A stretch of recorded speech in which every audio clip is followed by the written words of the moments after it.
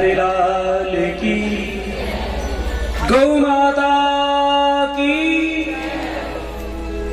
बहुत बहुत धन्यवाद, शुभ आशीर्वाद भगवान सब आपके ऊपर, गोमा की, मेरे ठाकुर की, मेरे गोविंद की कृपा बनी रहे। आइए कथा में प्रवेश करते हैं। भगवान की विवाह हो गई 3, पहला रुक्मिणी के साथ, दूसरा जामवंती के साथ और तीसरा सत्यभामा के साथ। भगवान का चौथा विवाह हुआ यमुना के साथ। भगवान का 5वां विवाह हुआ मित्रवृंदा के साथ, जो बिंद और अरविंद की बहन थी। भगवान का 6वां विवाह होता है सत्या के साथ, जो राजा नगनजीत की बेटी थी। भगवान का 6वां विवाह होता है राजनीति देवी भद्रा के साथ, जो राजनीति देवी की पुत्री है भद्रा के साथ भगवान का 6वां विवाह होता है। भगवान का 7वां विवाह होता है लक्ष्मणा के साथ, और भगवान का 8वां विवाह होता है सत्या के साथ। सजनों, इसी प्रकार भगवान के 7 विवाह हुए, 8 विवाह हुए। अब एक बार की बात है कि पृथ्वी धरती मैया गोमाता का रूप लेकर के भगवान कृष्ण के पास आती है और आकर के कहती है, नारायण, अब इस पृथ्वी के ऊपर आप लीला करके जाने वाले हो और आप चले जाओगे तो एक मेरा बेटा बहुत बड़ा पापी दुराचारी है, उसका नाम है भौमासुर। क्या नाम है? भौमासुर, और बहुत बड़ा पापी है। महाराज, किसी प्रकार से आप मेरे बेटे का उद्धार कर दीजिए, अगर आप चले गए तो बहुत बड़ा पापी दुराचारी बन जाएगा। भगवान कृष्ण, सजनों, धरती के नीचे एक कारागृह थी और उस कारागृह के अंदर भौमासुर राक्षस सुंदर सुंदर कन्याओं को उठा करके और उस कारागृह जेल के अंदर बंद कर रखा है। भगवान कृष्ण जाकर के भौमासुर राक्षस के साथ में युद्ध करते हैं और युद्ध करने के बाद में भौमासुर राक्षस का भगवान उद्धार कर देते हैं। गोविंदाय नमो नमः। उस कारागृह को खोला तो 100 कन्याएं आई।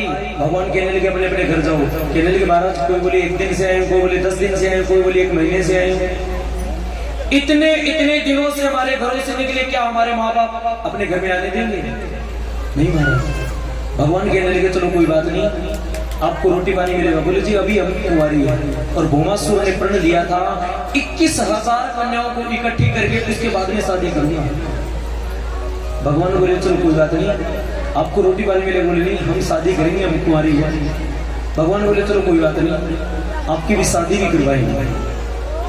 कुछ तो डबल शेर में लग जाएगी, बहुत बैठे बोलने ढाबे में शादी करेंगे आपके साथ। अच्छा, भगवान बोले कितनी हो? बोले 16,100। भगवान कृष्ण कहने लगे कि मैंने किसी से पूछा नहीं और बिना पूछे शादी करके चलो। देवऋषि नारद जी आ जाते हैं और देवऋषि नारद जी आकर के कहने लगे, कृष्णा रुक्मिणी के साथ शादी की किससे पूछ करके गया? जामवंती के साथ शादी की किससे पूछ करके गया? सत्यभामा के साथ शादी की किससे पूछ करके गया? यमुना के साथ शादी की किससे पूछ करके गया? घर में 8 रानी 8 विवाह के किससे पूछ करके किए? नंद बाबा से पूछा, माँ यशोदा से पूछा, देवकी से पूछा, वासुदेव से पूछा, किसी से नहीं। तो क्या पूछना है? आगे हो। भगवान कृष्ण आगे हो जाते हैं और 16,100 रानियां एक दूसरे का पल्ला पकड़ देती है। भगवान कृष्ण आगे हो जाते हैं, देवऋषि नारद जी वहां पर विवाह करवाते हैं। 16,100 कन्याओं का देवऋषि नारद जी कन्यादान करते हैं। भगवान कृष्ण 16,100 कन्याओं के साथ विवाह करके और फिर आ जाते हैं कहां पर? अरे कहां पर आ जाते हैं? द्वारिका। कहां पर आ जाते हैं? और द्वारिका में आकर के आवाज लगाते हैं, भाभी जी आ जाइए। क्या हुआ रे लाला? शादी। रुक्मिणी आती, 8 रानियां कहने लगे, भाभी जी रुक जाइए, आप तो हर रोज आना जाती हो, 1-2 रानी लेकर के आ जाती हो, आपको क्या दिक्कत हमें? आज हम करेंगे आरता, छोड़ दीजिए आप। 8 रानियां डंडे लेकर के आई और आकर के जैसे ही भगवान कृष्ण का आरता करने के लिए दरवाजा खोला तो भगवान कृष्ण कान पकड़ लेते हैं और कहते, रुक्मिणी माँ कसम, आज के बाद मैं शादी नहीं करूंगा। रुक्मिणी, आज के बाद मैं शादी नहीं करूंगा। रुक्मिणी कहने लगी, शादी की बात तो अलग है, पर पहले मेरे को एक बात बता दे, ये तेरे पीछे खड़ी है कौन? भगवान कृष्ण कहने लगे, मेरी रानी। कितनी है? भगवान कहने लगे 16,100। रुक्मिणी ने थोड़ा सा टेढ़ा होकर के देखा तो हिसाब तक लाइन नहीं थी। भगवान कहने लगे मेरी रानी बोली कितनी है? बोले 16,000। रुक्मिणी आदि 8 रानियों ने डंडे घेर दिए और कहने लगे ठाकुर कमी है तो 1-2 शादी और कर ले, ठीक है ना? अगर कमी रह गई तो 1-2 शादी और कर ले। भगवान कहने लगे नहीं, आज भगवान का कुल रानियां हो गई 16,108, पर राधा का कहीं परिणाम नहीं है क्या? और बोलते क्या है? बोली राधा में कृष्णचंद्र भगवान की। राधा का कहीं परिणाम ही नहीं। कौन थी वो राधा? आइए आप लोगों को बताएंगे। उसके बाद में भगवान कृष्ण का कुल परिवार एक बार भगवान कृष्ण के सामने बैठ जाते हैं और बताया जाता है सजनों 99 लाख यदुवंशी हो गए। हमारी भागवत में लिखा है एक रानी के 10 पुत्र थे। अब 16,108 रानी है, 10-10 पुत्र हैं, उनके पोते भी हो गए। 99 लाख यदुवंशी है। और ये कथा थोड़ी ध्यान से सुनना। भगवान कृष्ण कहने लगे कि हे यदुवंशियों, इंसान के भटकने के 4 साधन होते हैं। कितने साधन होते हैं? इंसान के भटकने के 4 साधन होते हैं। रूप, संपत्ति, जवानी और बड़ा पद। ज्यादा रूपवान होगा तो बिगड़ेगा, है कि नहीं? संपत्ति ज्यादा आ गई तो इंसान भटक जाता है, और जवानी आने के बाद में तो बिल्कुल ही भटक जाता है। भटक जाता है कि नहीं? और सजनों बड़ा पद, और कोई बड़ा पद मिल गया फिर तो उसके बाद में आप लोगों को पता है नीचे मुंह ही नहीं करता, ऊपर मुंह करके चलता है। गली का मेंबर बना दे तो भी मेंबर साहब राम राम राम राम, हे भगवान नीचे देख ले पहले। बड़ा पद। इंसान के भटकने के 4 साधन होते हैं। भगवान कृष्ण की बात भगवान कृष्ण के परिवार ने नहीं मानी, और सजनों भगवान की कथा उन्होंने नहीं सुनी, और नहीं सुनी तो यदुवंशियों का नाश हो गया। आज भगवान कृष्ण के बेटे पोतों की पूजा नहीं है तो बताओ मेरे को? शंकर भगवान के बेटे पोतों की नहीं, पूरे परिवार की पूजा है। शंकर भगवान की पूजा, माँ पार्वती की पूजा, उसके बेटे कार्तिक जी महाराज की पूजा, शंकर भगवान के छोटे बेटे गणेश जी महाराज की पूजा, गणेश जी महाराज की 2 धर्मपत्नियां रिद्धि सिद्धि, उनकी भी पूजा है। गणेश जी महाराज के 2 बेटे हैं शुभ और लाल, उनकी भी पूजा है। आज नंदी की भी पूजा शंकर भगवान की सवारी है। नाग की पूजा शंकर भगवान के गले का हार है। सिंह की शेर की पूजा जो दुर्गा मैया की सवारी है। मोर की पूजा जो कार्तिक जी महाराज की सवारी है। चूहे की पूजा जो गणेश जी महाराज की सवारी है। और सारों का एक दूसरे में वेर है, पर एक स्थान पर रहते हैं। सांप की और मोर की कभी नहीं बनती, और वहीं पर सांप और वहीं पर मोर है, वेर है ही। चूहे की और सांप की कभी नहीं बनती, वहीं पर चूहा और वहीं पर सांप है। सिंह की और बेल की कभी नहीं बनती, वहीं पर सिंह और वहीं पर बेल है। सजनों आज भगवान कृष्ण के बेटे पोते जरूर है, पर भगवान की नहीं बात मानी तो उनके साथ में देखो क्या बीतती है। भगवान कहते हैं इंसान के भटकने के 4 साधन हैं, रूप, संपत्ति, जवानी, बड़ा पद। पर इन चारों के होते हुए इंसान के पास में अगर ज्ञान है तो इंसान नहीं भटकेगा, और इनके चारों में से एक भी चीज मिल गई अगर ज्ञान नहीं है तो इंसान भटकेगा। ये 4 चीज मिल गई फिर भी नहीं भटकेगा अगर ज्ञान है तो। जवानी आ गई, पता है 2 दिन की जवानी बाद में बुढ़ापा आना है तो नहीं भटकेगा। संपत्ति आ गई, सोचेगा भैया थोड़े दिन की संपत्ति है, चली जानी एक दिन तो, फिर नहीं भटकेगा। सजनों भगवान कहते जीवन के अंदर कभी भी संत महात्मा का, ब्राह्मण का और गौ का अपमान नहीं करोगे। इन तीनों का श्राप ऐसा है जो आपकी पूरे परिवार का नाश कर देगा। इन तीनों के साथ में कभी मजाक नहीं करोगे, गौ, ब्राह्मण, संत महात्मा। और सजनों अन्न का कण और साधु का सन कभी बर्बाद नहीं करना चाहिए। साधु के पास में बैठ करके अच्छी बात करें, ये बेफिजूल की बातें नहीं करनी चाहिए। गोमा का कभी मजाक नहीं करना चाहिए, और ब्राह्मण के साथ में कभी मजाक नहीं करनी चाहिए। पर किसकी माने? एक बार यदुवंशी इकट्ठे होकर गए, और एक सत्यभामा का बेटा जिसका नाम था सांब, सांब के पेट के ऊपर कपड़े लपेट कर गए और उनको कन्या के वस्त्र पहना करके और लेकर के गए संत महात्माओं के पास, और कहने लगे महात्मा जी हमने सुना है भगवान कृष्ण हमारे दादाजी कहते हैं कि संत त्रिकाल के होते, 3 कालों के जानने वाले हैं, तो आप बताइए इसके गर्भ से बेटा होगा या बेटी? और भगवान कहते हैं संत महात्माओं के साथ मजाक नहीं करनी चाहिए।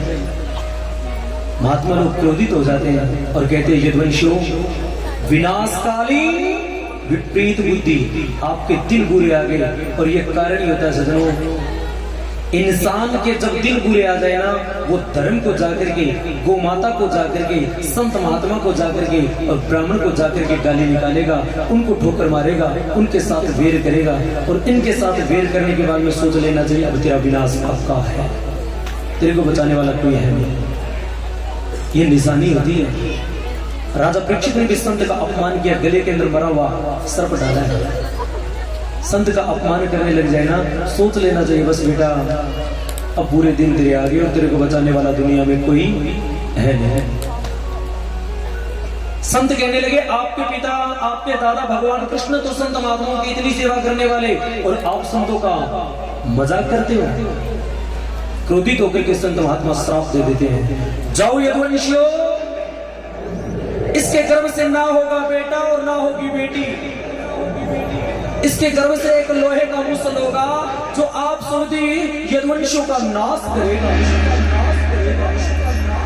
एक लोहे का मुसल होगा जो आप सभी यदुवंशियों का नाश करेगा।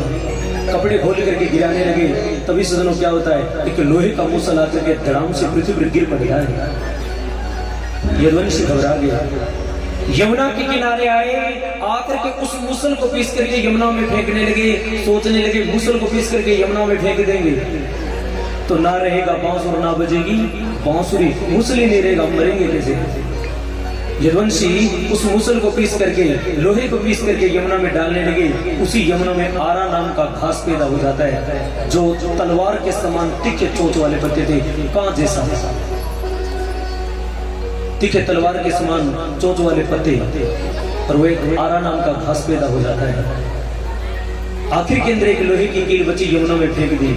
मुसल को पीसते पीसते जब थक गए तो यदुवंशी वहीं पर बैठ करके शराब पीने लग जाते हैं और शराब के नशे में पागल हो गए। उसी आरा नाम के घास को उखाड़ा, एक दूसरे को मार करके गोविंदाय नमो नमः। उस लोहे की कील को एक मछली ने खाई, मछली को एक मछुआरा निकाल करके ले जाता है।